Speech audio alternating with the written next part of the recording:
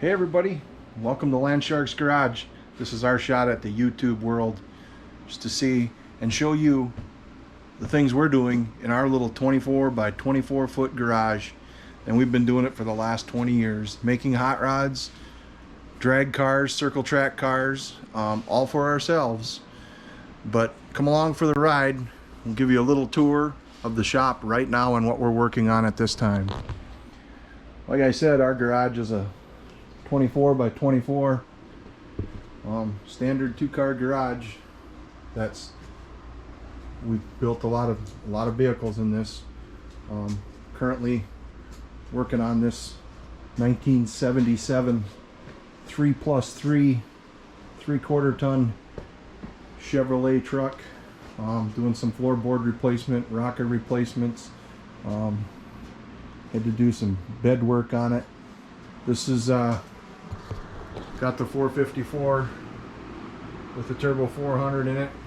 A little over 100,000 miles on it when we bought it. We bought it for $1,000.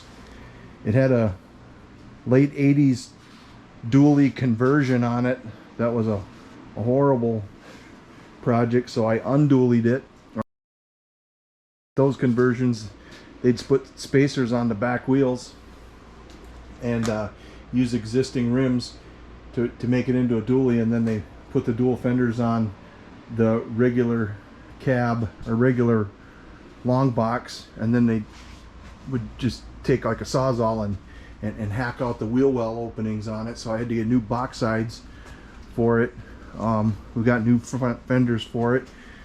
You see the work that I'm doing on the passenger side over there, putting in a drop-in floorboard on it. It looks very similar to the driver's side here. A lot of rust and problems there, but not afraid to tackle it with the panels you can get now. Got some rust to work on the door. It's going to be interesting. It's a nice driver. It's got this cool luggage rack on it. I don't know how that came about, but that was a drawing point. We are going to go back to this russet and white color with the insert, so that'll be fun. We have driven this truck. This is one of the first projects we've ever bought where we've been able to drive it home. We're going to be doing some walkthroughs on our hot rods that we have now, hot rods that we've had in the past. We can do some talking about. You know, we currently we have I have a 1949 Chevy half-ton Chevy pickup that we pulled out of the trees, put the body down on an S10 chassis, lowered it, 350 turbo 350 transmission in that. My wife's vehicle is a 1968 C10 Chevy long box pickup that we built in here for 4 years.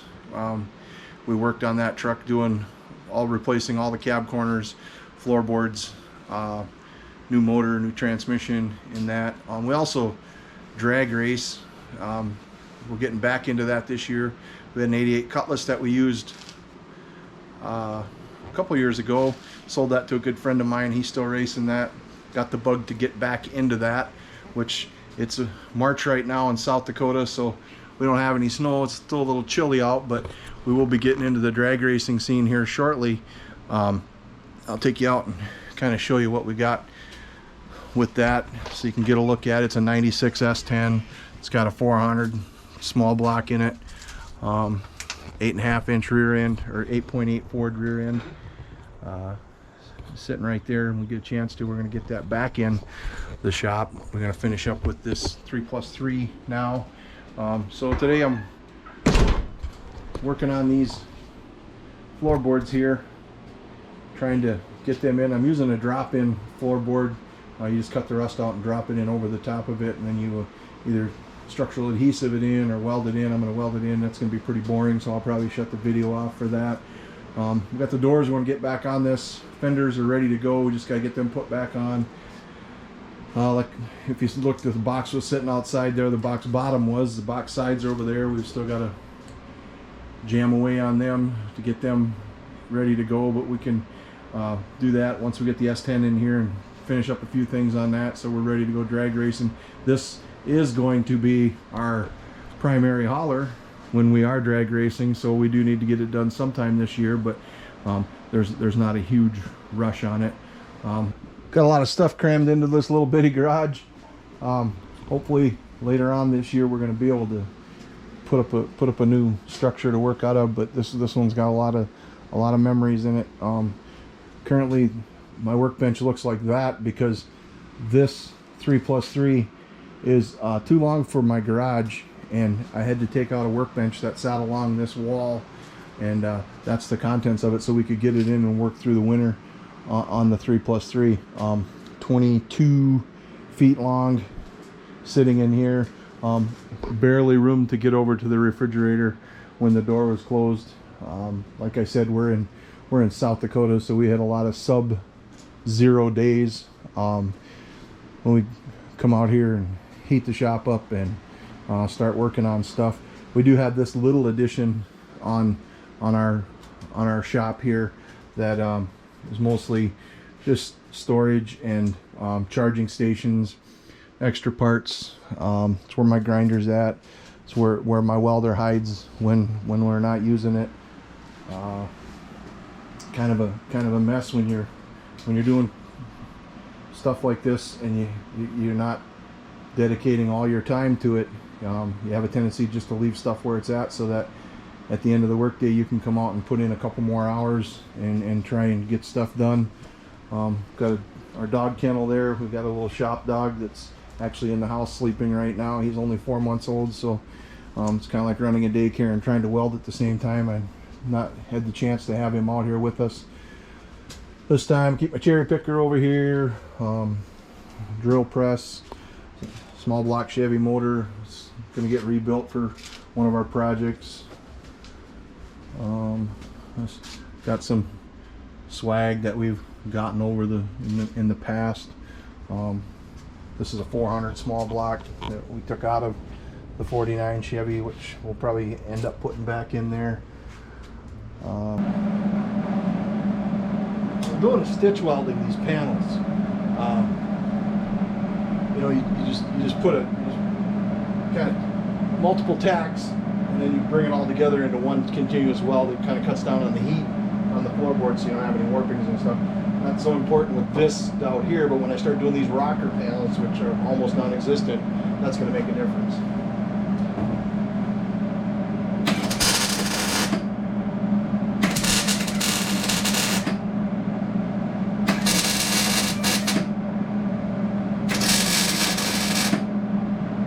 You know, we build our stuff to use it, so this won't be a 100-point restoration on this.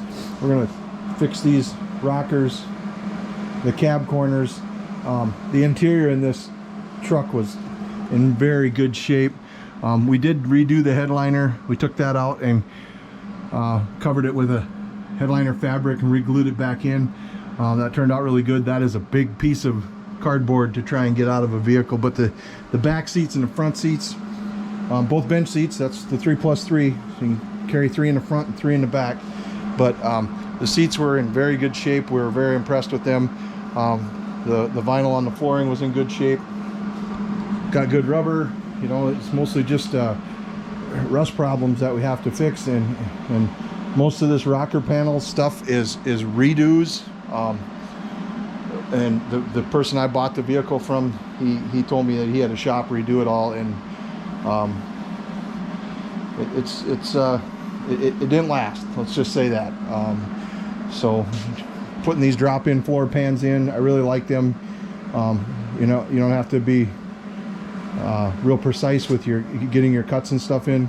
It's going to have sound deadener over it. It's going to have a floor mat and carpet over it. It's one of them things you don't see. I just want to get rid of the rust so that we don't have to deal with that problem. These are two handy little units, boy. This Milwaukee, I use the 12-volt systems because that's what I first got, but the Milwaukee 12-volt, this is a 12-volt die grinder, and this little 12-volt cutoff wheel. They're going through a lot of batteries, but boy, are they handy when you're working in tight spots down here, you know, and having to make some cuts that are right there, and you don't have cords every place, and you're not dealing with air hoses, so they work pretty slick. Still continuing the welding on this. Very good welder. The Hobart Handler 140 It's a 110 welder running on a bottle. Great for sheet metal.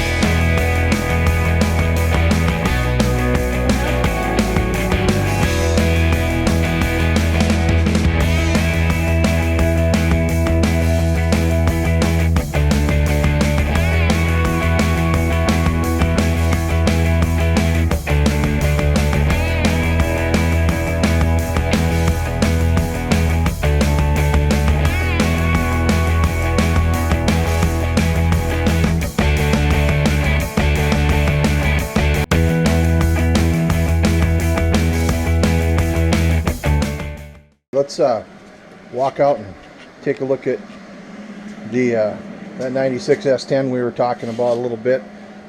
Trying out some different cameras and stuff, different accessories for them to see how things work out. This is an old Hero camera. There's no display on the back of it, so it's a little different to try and use it. But so this is a 96 S10. We put a 400 small block in there that we're borrowing from one of our drag racing buddies, just to get things going. It's been lowered a little bit. We've got a 8.8 Ford rear end. That's a 411 locking rear end. Factory, they come in the Explorers. I crawled under 15 different Explorers in the salvage yard to find the one that had 411s in it. Interior, we're getting there on the work on that. So this is kind of our work in progress. We started it last year and then COVID hit and there was no racing, so we kind of put her by the wayside. Everything that's used for that is in the back of here, so we can go with that. The only thing we had to replace on this was a tailgate. It was all beat to death. Somebody used this to carry tractor tires around in. Other than that, we did a little work on the cab corners before we put that body line on the bottom of there. This is a box for the 77 that it was in pretty good shape. We had to fill some holes and we bed lined it. Took the box sides off so we could work on it in the garage, so there's not a lot of room in the garage. We'll put that back on here shortly when there's not a huge rush on it. Thanks for stopping by.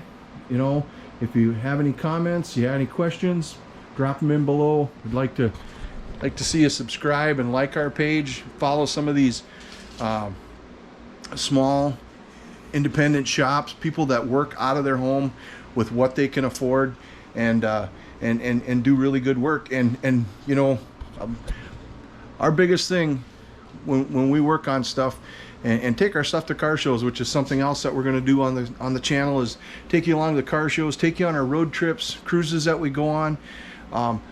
We built everything to drive, and our motto is you drive your shit. And that's what we're promoting on this channel, is to get out there, bring these things back to life instead of crushing them, and get out there and drive that shit and enjoy it. Thanks, folks.